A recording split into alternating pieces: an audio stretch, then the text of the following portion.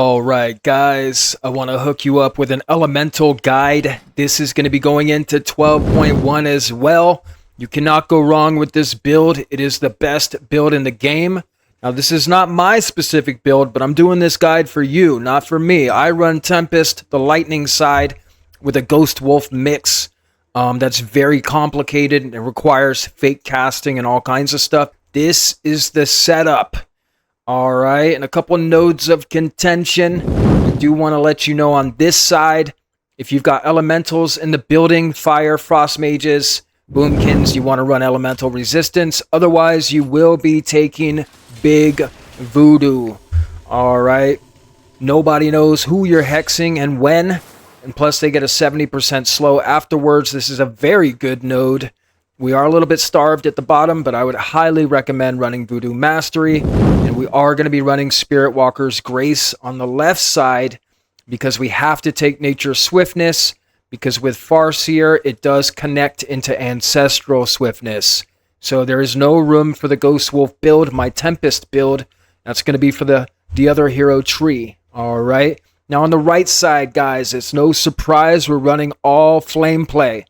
All right, with big earth shocks, you're going to be running big elementals, and you're going to be getting big bursts during ascendance, and when your fire Ellie comes out. So this is going to be the setup.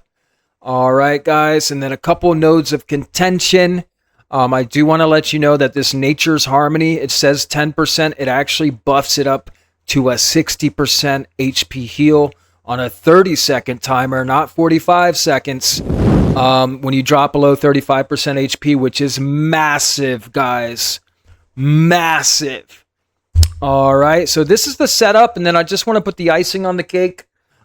Feedback loop. You do want to squeeze that last node in if you can, but this is fine because we're not running Mastery. This is going to be Haste Verse all the way, guys, because our globals are a little bit slower than other casters. We need to get our lava bursts off as fast as possible. If I had one complaint with Ellie, it's that our lava burst we really need a second shaved off that. I mean, a 0.1 off that to make it a 1.3 second cast, not a 1.4 or 1.5. I'm going to give you guys a secret to the game. If you're on a mage, warlock, or Ellie, you want to see those fears and you want to see those lava bursts at 1.3. That 0.1 second is the difference between you getting globaled or not. All right, and it's the difference between you getting that fear off or getting that lava burst off or getting that poly off. All right, 1.3 is where you want to be, guys, and that's a top level secret. I'm hooking you guys up. Now, when it comes to PvP talents, I don't know about you guys, but I feel like we could use an overhaul when it comes to all PvP talents on all classes. I would love to see an extra row unlocked here, but we got to work with what we got.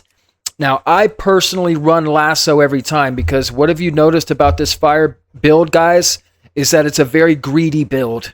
This is max eye level, max greed. We don't even have a single slow. All right, so Lasso is very important for peeling, guys.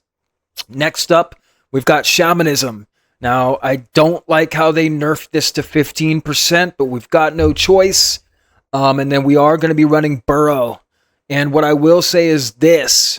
9 out of 10 times, you're going to want to take Burrow, guys. It's going to save your butt.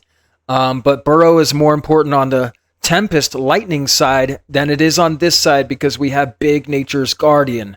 All right, so what I will say is if you want to drop Burrow for something like Grounding Totem because you got a lot of casters in the building, or if you want to drop Burrow, you can drop Shamanism. You know, these are kind of tricky right here. I always run with Totem of Wrath, but if I run with Wrath, then I got to run with Shamanism. This is my setup right here. This is my PvP setup, and this thing owns.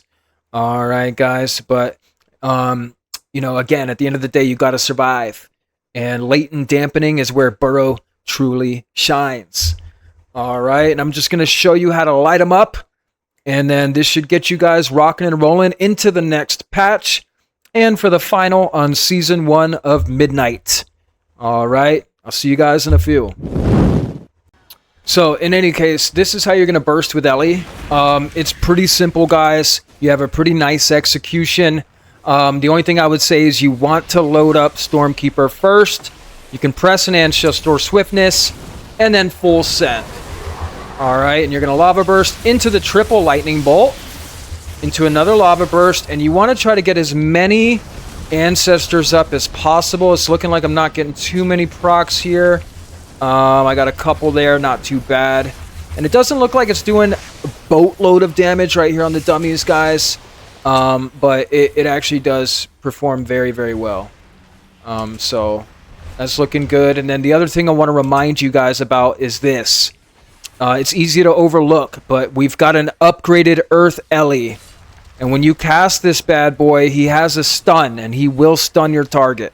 Okay, and that's very, very important because you can stun into Hex, you can stun to Peel, and you can stun if you're in trouble. Alright, so don't forget about this stun, guys. You've got to use this stun if you're going to take Earth Ellie. Okay, otherwise, I would drop Earth Ellie completely and run a more passive kind of build.